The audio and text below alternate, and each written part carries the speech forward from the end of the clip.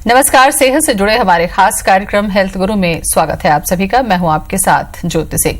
जिंदगी में हादसा कभी भी और कहीं भी हो सकता है। सड़क पर अक्सर एक्सीडेंट होते हैं।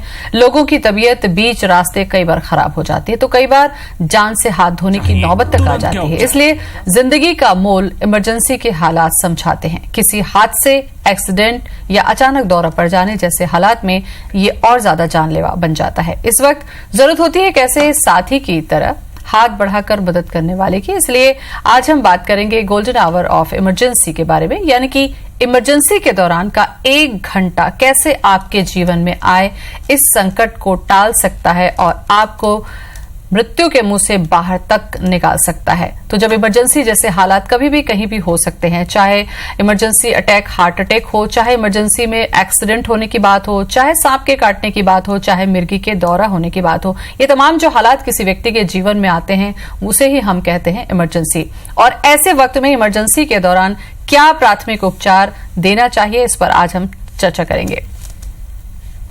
इस पर चर्चा करने के लिए हमारे साथ स्टूडियो में मौजूद हैं डॉक्टर सुनील खेमका जी हैं और डॉक्टर अमितेश अग्रवाल जी। डॉक्टर अमितेश, सबसे पहले आपका बहुत बहुत स्वागत है। नमस्कार। और डॉक्टर सुनील, आपका भी हमारे कार्यक्रम में बहुत बहुत स्वागत है। नमस्कार।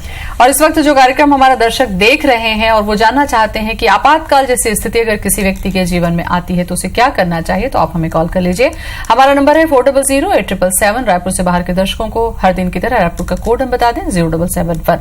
सबसे पहला सवाल डॉक्टर अमितेश आपसे ही मैं करना चाहूंगी, क्योंकि आप एमडी मेडिसिन है और इमरजेंसी मेडिसिन में आप एमडी हैं। सबसे पहला सवाल ये कि इमरजेंसी जैसे हालात में एक इमरजेंसी एक्सपर्ट का होना कितना जरूरी है और वहां तक पहुंचने से पहले लोगों को क्या सावधानी रखने की जरूरत होती है? सबसे पहले तो मैं ये बताना चाहूँगा कि इमरजेंसी एक ऐसी विशेषता है जहाँ पर किसी भी प्रकार की अकस्मात, जब गंभीर स्थिति या कोई दुर्घटना होती है तो ऐसी स्थिति में उस व्यक्ति को किस तरह से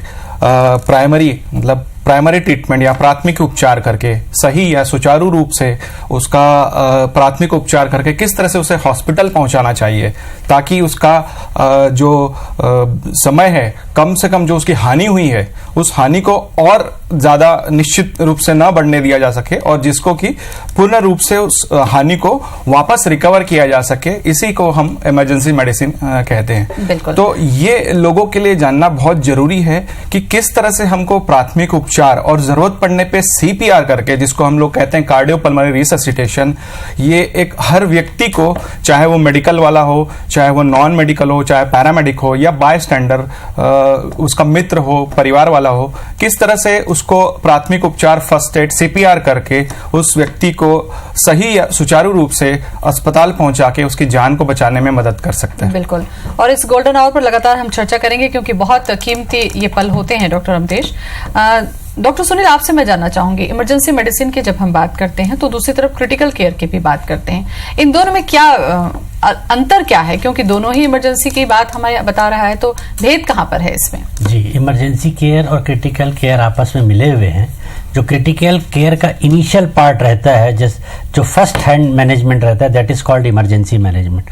वो एक अच्छा मैनेज होता है, चाहे वो किसी के द्वारा हो, गांव के पीएससी के डॉक्टर के द्वारा हो, या एक लेमैन के द्वारा हो, या पुलिस पेट्रोलिंग टीम पुलिस के द्वारा हो, या फिर 108 के जो कर्मचारी हैं उनके द्वारा हो, कि कैसे पेशेंट का वो यदि वॉमिटिंग हो रही है, झटका आ रहा है, उसको किस पोजीशन में शिफ्ट किया जाए कि वॉमिटस उसके एस्पिरेट ना करे, लंग्स में ना जाए। हार्ट अटैक आया है तो उसको प्राइमरी अपन पहचान की कोई एस्पिरिन एक दे सके, या कहीं से ब्लड बह रहा है तो उसको रोक सके और उसको उपचार करा जा सके। तो यही पार्ट ऑफ इमरजेंसी होता है, जो इनिशियल फेज रहता है, that is called emergency medicine. Doctor Amitesh, अगर हम इमरजेंसी को बांट दें, अगर हम इसको थोड़ा सा विस्तार से जानना चाहें तो इसमें बहुत सारी इमरजेंसी हो सकती है। कई मान लीजिए एक्सीडेंट हो गया, वो स्थिति है, आग लग गई, उसमें झुलस गया व्यक्ति, वो स्थिति है। कई बार सांप काटने के बाद भी इमरजेंसी हालत होती है, मिर्गी भी आती है। तो इसको किस तरीके से बांटा जाता है और उनके हिसाब से आप बताइए कि अगर ये स्थिति है तो किसी व्यक्ति को जो कि मेडिकल का नहीं है वो क्या सावधानी बरते? जनरली ये होता है कि जैसे किसी भी प्रकार की आकस्मिक स्थिति में जब उत्पन्न होती है तो उस समय से लेके उसे अस्पताल पहुंचाने तक एक निश्चित समय होता है, जिसको कि हम गोल्डन आवर बोलते हैं। उस स्थिति में यदि उसको प्राइमरी केयर मिलते हुए, यदि उसको चिकित्सा सुविधा के अस्पताल, इमरजेंसी डिपार्टमेंट में या ऐसी जगह जहां पे इमरजेंसी फैसिलिटी और सभी प्रकार की सुविधाएं उपलब्ध है वहां पहुंचाया जाए, तो उसको उस बीमारी से या उस दुर्घटना से उसकी बचने की संभावना या उसके रिकवर करने के चांसेस बहुत हद तक बढ़ जाते हैं।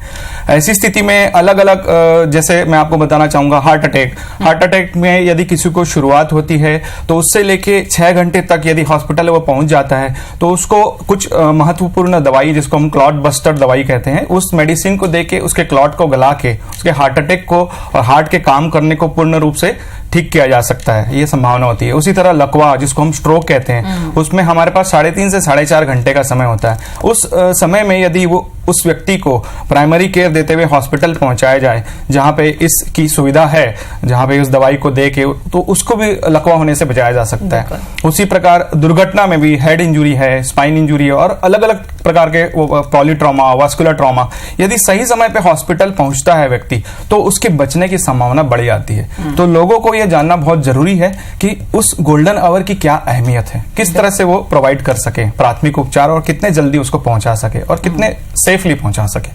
राजनांदगांव से एक कॉलर जुड़ चुके हैं हमारे साथ में, बुद्धियाराम, स्वागत है आपका, पूछे सवाल।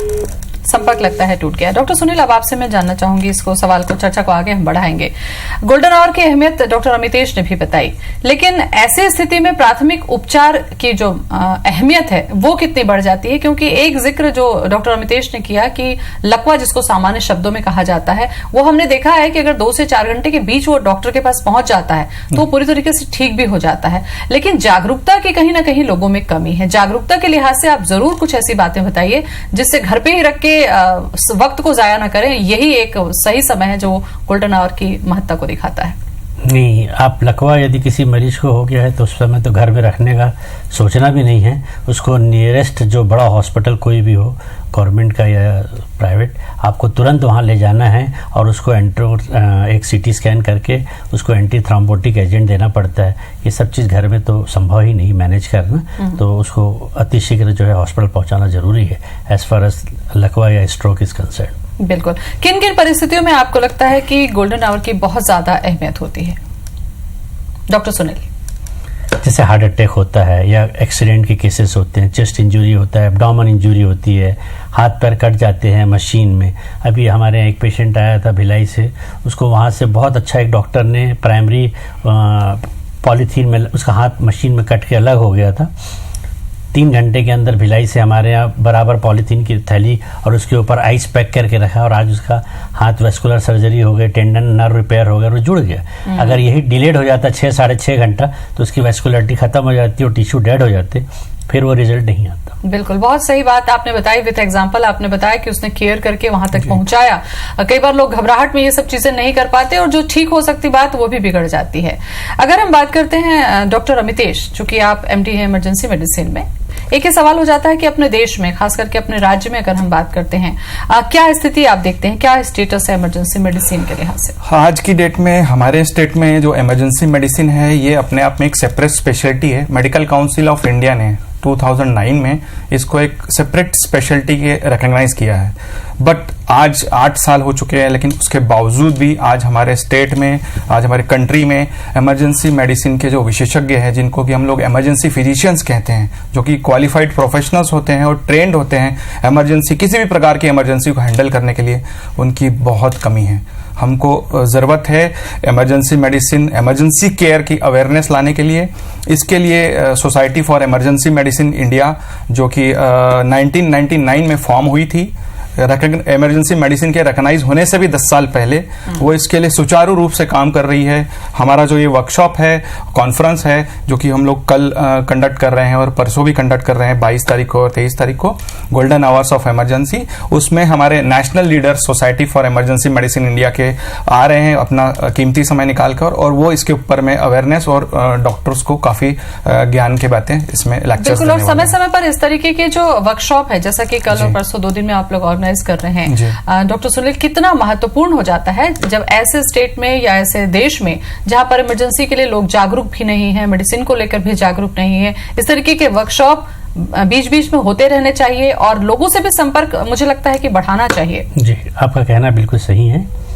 ये प्रोग्राम जो है इसी अवेयरनेस का पार्ट है, जिसमें हम लोगों ने पीएचसी के सब डॉक्टर्स, पेरीफेरी में जो लोग हैं, अभी छत्तीसगढ़ सरकार ने पेट्रोलिंग टीम चालू की है पुलिस की, उनको सीपीआर टेक्निक सिखाने का 22 तारीख का शाम को एक स्पेशल वर्कशॉप उनके लिए रखा है। इंडस्ट्रीज़ में, जो बड़ी इंडस्ट्रीज़ में जो डॉक्टर्स हैं, उन लोगों को ट्रेनिंग देने का प्रोग्राम रखा है, जिससे कि जब भी, क्योंकि ये लोग फ्रिक्वेंटली इस टाइप की इमरजेंसी से मिलते रहते हैं, पेशेंट से मिलते रहते हैं, तो वो लोग जल्दी से ट्रेंड हो सके।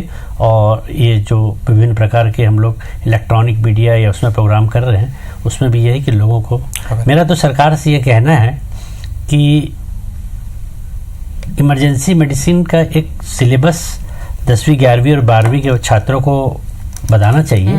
और सीपीआर क्या होता है, अचानक कभी ये पेशेंट आ जाए तो आपको, घर में किसी को हो जाए तो कैसे डील करना चाहिए, एक बेसिक इन्फॉर्मेशन और जानकारी उन लोग को होना चाहिए। बिल्कुल। एक कॉल ले लेते हैं। सादीराम जुड़ चुके हैं हमारे साथ पंजाब से। सादीराम, स्वागत है आपका, क्या सवाल है बताएं। हाँ जी, कुछ सवाल करना चाह रहे हैं आप? हेलो। हाँ जी, सुन रहे हैं हम, पूछिए। हाँ जी, हाँ जी। हमारे गांव में एक धारणा है मैडम। हाँ। वो ना अफीम वगैरह देते हैं जब किसी को ऐसा दौरा पड़ता है। हाँ। क्या वो उसका कोई इम्पोर्टेंस होती है कि नहीं? ठीक है, मिर्गी के दौरे से जुड़ा ये सवाल है कि ऐसी स्थिति में लोगों को करना क्या चाहिए। शुरुआत में कई हम देखते हैं कि जो ग्रामीण इलाके हैं वहां पर कुछ अलग अलग तरीके की हरकतें करते हैं, जूता सूंघाना है, मुंह में चम्मच डाल देना है, इस तरीके की जो जागरूकता की कमी की वजह से जो लोग हरकत करते हैं, कई बार वो बहुत जानलेवा हो जाती है। थोड़ी सी जागरूकता के लिहाज से प्राथमिक जो बातें हैं वो जरूर बताएं डॉक्टर अमितेश। मिर्गी बहुत कॉमन चीज है, अमूमन हर कोई जानता है मिर्गी क्या होती है। और मिर्गी के बारे में लोगों का ये मानना है कि यदि किसी को मिर्गी होती है तो उसको जूता चप्पल सूंघाते हैं और चम्मच, जैसा कि आपने बताया, मुंह में चम्मच दे देते हैं ताकि मिर्गी के दौरान अपनी जीभ ना काट सके। तो ये सब गलत धारणा है, ऐसा बिल्कुल नहीं करना चाहिए। बल्कि और लोग उसको घेर के भी खड़े हो जाते हैं, वो भी गलत है। ऐसी स्थिति में जब किसी को मिर्गी यदि का दौरा पड़ता है तो सबसे पहले इस बात का ध्यान देना चाहिए अपने को कि वो शुरुआत कब हुआ है, उसका समय। ज्यादातर मिर्गियां जो होती है वो 5 मिनट के अंदर अपने आप बंद हो जाती है। दूसरा चीज हमको यह ध्यान देना चाहिए कि उसके आसपास, उस व्यक्ति जिसको मिर्गी हो रही है उसके आसपास कोई भी नुकीली वस्तु ना हो, क्योंकि ऐसे मिर्गी के दौरान वो उस नुकीली वस्तु को अपने आप को हानि पहुंचा सकता है, चोट पहुंचा सकता है। उसके मुंह में आपको कभी भी कुछ नहीं देना है। आप उसको ज्यादा ही है तो करवट दिला दें, क्योंकि ऐसी स्थिति में वो जैसा कि सर ने बताया, वॉमिटिंग है या उल्टी है, वो पेट में जो भी उसके खाना पीना होगा उसको वो वॉमिटस को एस्पिरेट करने के चांस होते हैं, फेफड़ों में जाने के। पानी ना पिलाएं और जैसे ही मिर्गी रुकती है उसको तुरंत के अस्पताल में तुरंत पहुंचाएं। बिल्कुल। तो किसी भी व्यक्ति के जीवन में वो 1-2 घंटे बहुत महत्वपूर्ण होते हैं जब वो किसी आपातकालीन स्थिति से गुजर रहा होता है। कुछ और भी इससे जुड़े पहलू हम आपको बताएंगे। रुकेंगे छोटे से ब्रेक के लिए। ब्रेक के बाद स्वागत है आप सभी का हमारे खास कार्यक्रम हेल्थ गुरु में। इस वक्त हमारे साथ आपातकालीन स्थिति पर गोल्डन आवर की भूमिका को चर्चा करने के लिए हमारे साथ बने हुए हैं डॉक्टर सुनील खेमका जी और डॉक्टर अमितेश अग्रवाल। चर्चा हम करें, एक कॉल ले लेते हैं। मोतीलाल हमारे साथ जुड़ चुके हैं दुर्ग से। जी मोतीलाल जी, सवाल पूछ लीजिए। मैडम, जैसे साइटिका का दर्द होता है, अचानक बहुत बढ़ जाता है। किसमें? सिर में है ना? साइटिका। अच्छा, साइटिका अभी हुआ है। ठीक है। हाँ, बहुत ज्यादा पेन होता है, उसके लिए तुरंत क्या करना चाहिए? हाँ डॉक्टर साहब, अचानक जो दर्द बढ़ता है, चाहे साइटिका का दर्द है, हाँ, तो क्या ऐसे में करना चाहिए? अगर मोतीलाल जी आपको बहुत दिन से सियाटिका का दर्द है और फिजियोथेरेपी और एनाल्जेसिक्स लेने से भी ठीक नहीं हो रहा है, तो सबसे पहले तो आपको किसी ऑर्थोपेडिक सर्जन को या न्यूरो सर्जन को दिखाना चाहिए और एक एक्सरे और एमआरआई होना चाहिए। उसके बाद पता चलेगा आपको कि क्या करना है। कुछ इंजेक्शंस होते हैं, उससे भी आराम होता है कि और कुछ थेरेपी की ज़रूरत है, ये देखना पड़ेगा। डॉक्टर अमितेश, आपसे मैं जानना चाहूंगी, क्योंकि इमरजेंसी आप संभालते हैं, कई बार ये स्थिति होती है, चाहे हम हार्ट अटैक को लेकर लें, शुरुआती लक्षण घर में जो लोग रहते हैं वो समझ नहीं पाते और कई बार स्थिति देर हो जाती है। कुछ ऐसे शुरुआती सिम्टम्स आप बताइए कि घर के लोग उस दौरान अगर ये महसूस कर रहे हैं तो उनको क्या करना चाहिए, कितना वक्त, और उसके बाद उनको हॉस्पिटल तक चेकअप के लिए एटलीस्ट ले जाना चाहिए। हार्ट अटैक के बारे में बताना चाहूंगा कि हार्ट अटैक सबसे पहले बात तो किसी भी समय आ सकता है। ऐसा कोई निश्चित समय नहीं है कि दिन में या रात में या सुबह, इस किसी भी समय आ सकता है। हार्ट अटैक के जो शुरुआती लक्षण होते हैं, बाईं तरफ या सीने में हड्डियों के पीछे, स्टर्नम बोलते हैं जिसको, उसके पीछे एक जकड़न, एक हेवीनेस, भारीपन महसूस होता है। और ये जरूरी नहीं कि दर्द हो, एक साथ में सांस फूलना, काफी पसीना आना, बाएं हाथ, बाएं कंधा, बायां कोहनी, बायां रिस्ट और बाएं पीछे अपने स्केपुला की तरफ, गर्दन में, जबड़े में, यहाँ भी ये दर्द जो है या जा सकता है, रेडिएट हो सकता है। ये लोगों की धारणा है कि खाली दर्द ही होता है, बट ऐसा जरूरी नहीं है। उनको कई मरीजों को साइलेंट हार्ट अटैक भी आता है, जिसको हम बोलते हैं सांस फूलने लगती है। ज्यादातर इस टाइप का डायबिटिक पेशेंट्स को ज्यादातर इस तरह से इस प्रकार के लक्षण आते हैं, जिससे उनको सांस फूलती है और छाती में दर्द नहीं होगा, पसीना आएगा और इतनी ज्यादा उनको सांस फूलने लगती है कि उनको तुरंत। डॉक्टर साहब, ऐसी स्थिति में क्या कुछ ऐसी मेडिसिन है जो उस समय पर घर के लोग ही, जैसे सिर दर्द होता है तो हम दूसरी दवाइयां लेते हैं, क्या कुछ ऐसी दवा वो दे सकते हैं? मैं बताना चाहूंगा इसके बारे में कि इकोस्पोरिन टैबलेट है जो कि एंटीप्लेटलेट है, उसको दे सकते हैं, बट वो घर में नहीं दी जा सकती जब तक कि कोई पैरामेडिक या मेडिकल प्रोफेशनल ये कंफर्म कर ले कि ये हार्ट अटैक है, क्योंकि उस दवाई के दूसरी हानियां भी है जो कि जानलेवा हो सकती है। तो सबसे इसमें फर्स्ट ये होना चाहिए कि उसको तुरंत के अस्पताल में इन लक्षण को पहचान के ले जाए जहां पे उसका ईसीजी हो सके। बिल्कुल। नितिन जुड़ चुके हैं राजनांदगांव से। नितिन, स्वागत है आपका, सवाल पूछ लीजिए। संपर्क लगता है टूट गया। डॉक्टर सुनील, अब आपसे मैं जानना चाहूंगी, जब इमरजेंसी की स्थिति होती है और पेशेंट को लेकर मान लीजिए समय पर लोग पहुंच भी गए हॉस्पिटल, तो कई बार ये देखे जाते हैं कि अस्पताल में जो इमरजेंसी की सुविधा होनी चाहिए, जो एक्सपर्ट उनको तुरंत मिलने चाहिए, वो नहीं मिल पाते और इस वजह से भी इंजरी जो है वो कई बार बढ़ जाती है। ऐसे में अस्पताल की भूमिका और खासकर के आपके हॉस्पिटल में इस तरीके की फैसिलिटीज आप प्रोवाइड कर पाते हैं लोगों को, इस बारे में जरूर बताएं। जी, आप बिल्कुल सही कह रहे हैं ज्योति जी। ये हम लोगों का, प्रशासन का, जो हॉस्पिटल मैनेजमेंट कर रहे हैं, उन लोगों का 100% जॉब है कि हर समय, होली हो, दिवाली हो, कोई भी त्यौहार हो, ठंड, बारिश, गर्मी हो, 24 घंटा इमरजेंसी सर्विसेज हैं, क्रिटिकल केयर सर्विसेज उपलब्ध रहे और उसके एक्सपर्ट लोग उपलब्ध रहें और उसके इक्विपमेंट रहें, उसकी diagnostic, pathology, CT scan, blood bank, sonography की सुविधा 24, एक्सरे की सुविधा 24 घंटा उपलब्ध हो, क्योंकि वो पार्ट ऑफ मैनेजमेंट है। तो ये सब ट्रीटमेंट के लिए जहां आप इमरजेंसी और क्रिटिकल केयर दे रहे हैं, ये तो मस्ट है। बिल्कुल। पंकज जुड़ चुके हैं रायपुर से। पंकज, स्वागत है, सवाल पूछें। पंकज, आप? हाँ, बोलिए।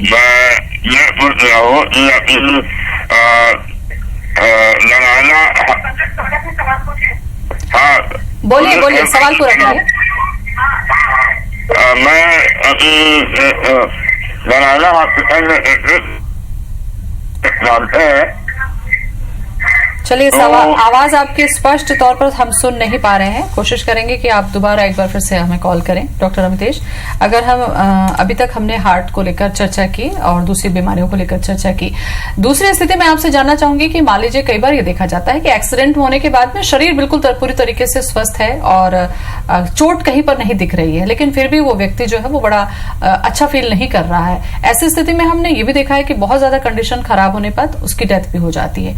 तो क्या अंदरूनी चोट क्या इतनी खतरनाक हो सकती है कि अगर कोई एक्सीडेंट होता है, कोई ऐसे सिम्टम्स होते हैं कि आप एक्सपर्ट को दिखाएं जाकर, उस पर जरूर बताएं। डेफिनेटली अंदरूनी चोट जो मेरा ये आमतौर पर देखा गया है कि जब गंभीर रूप से एक्सीडेंट होता है तो 50% जो लोग हैं वो हॉस्पिटल लाने से पहले ही ऑन स्पॉट खत्म हो जाते हैं, और जो उसमें से कुछ जो 30% के लगभग होते हैं जिनको हम गोल्डन आवर बोलते हैं, उनको लाके हम उनको बचाने की कोशिश कर सकते हैं और उनके बचने की संभावना भी होती है। तो आप जो बोल रहे हैं कि बाहर से कुछ नहीं दिख रहा है बट अंदरूनी चोट, ऐसे में ज्यादातर संभावना होती है जो हमारी मेजर वेसल होती है, एओर्टा या फिर चेस्ट इंजरी, अंदरूनी ब्लीडिंग, जिसकी वजह से उनकी मौत होने की संभावना होती है, जो कि बाहर से नहीं दिखता।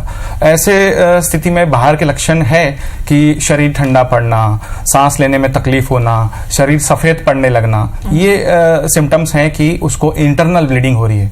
ऐसी चीजों को पहचानते हुए हमारे जो 3 सिस्टम है, ब्रेन, हार्ट और लंग्स, ये 3 सिस्टम सबसे पहले प्रभावित होते हैं किसी भी चोट या किसी भी बीमारी के बाद। जो आकस्मिक घटना घटित होती है, चाहे वो बीमारी से संबंधित हो, चाहे वो दुर्घटना से, हमारे 3 सिस्टम हमेशा प्रभावित होते हैं। तो ये 3 सिस्टम के लक्षण हमेशा आपको सामने दिखेंगे और यही हम लोग इमरजेंसी में मैनेज करते हैं। इस पर और थोड़ी सी विस्तार से मैं आपसे जानकारी जरूर लूंगी जागरूकता के लिहाज से। कॉल ले लेते हैं। मोहन जुड़ चुके हैं ग्वालियर से। मोहन, स्वागत है, सवाल पूछें। हाँ मैडम, मैं मोहन रत्नाकर ग्वालियर से बोल रहा हूँ। जी बोलिए। मेरा मतलब ये था कि जो आज आप ये डॉक्टर साहब जो बता रहे हैं, ये बहुत ही अच्छी चीज है, क्योंकि बच्चों को कभी भी ऐसा अटैक आता है किसी को भी, तो बच्चे इसमें इतना घबरा जाते हैं कि वहाँ वो कुछ भी सोच नहीं पाते, समझ नहीं पाते, और एकदम से कोई डिसीजन गलत ले जाए तो उसमें भी नुकसान है। तो मैं ये चाहता हूँ जिस तरीके से जो आपने पहल किया है ना जी, तो मैं ये चाहता हूँ कि ये स्कूल द्वारा अगर स्कूलों में भी अगर बच्चों को अगर बिल्कुल मोहन जी, बहुत बहुत धन्यवाद आपका। और यही प्रयास है हमारा कि हम जागरूक कर सकें लोगों को कि अगर ऐसी स्थिति है तो क्या किया जाए। स्कूलों की भूमिका यहाँ पर उन्होंने की है डॉक्टर अमितेश। अगर पाठ्यक्रम में, जैसा कि डॉक्टर सुनील ने भी कुछ देर पहले कहा था, ऐसे में बच्चों को ही अगर जागरूक कर दिया जाए तो अपने घर के बड़े बुजुर्ग या आसपास के जो लोग हैं उनको कम से कम ये जो गोल्डन आवर है वो वास्तव में गोल्डन आवर बन पाएगा। Very true. इस बारे में कुछ जानकारी मैं बताना चाहूंगा, बाहर के देशों में, यूएस, यूके, वहां पे जैसा कि ये पाठ्यक्रम की बात कर रहे हैं, वहां पे ये ऑलरेडी उनके पाठ्यक्रम में है और वहां पे हर व्यक्ति को प्राइमरी केयर और सीपीआर आता है। यहाँ तक कि रोड में यदि कोई अनजान व्यक्ति को इस प्रकार की कुछ अचानक से घटना हो जाए या कोलैप्स होकर गिर पड़े तो कोई भी व्यक्ति बगल का वो इमीडिएट उसको प्राइमरी केयर देने में सक्षम होता है। ये एक अपने आप में बहुत अच्छी बात है और इसको हमको सीख के अपने देश में भी इसको धीरे धीरे विस्तार करना चाहिए। बिल्कुल। तो इस गोल्डन आवर से जुड़ी बहुत अहम जानकारी डॉक्टर अमितेश और डॉक्टर सुनील आप लोगों ने दी। बहुत बहुत धन्यवाद आपका।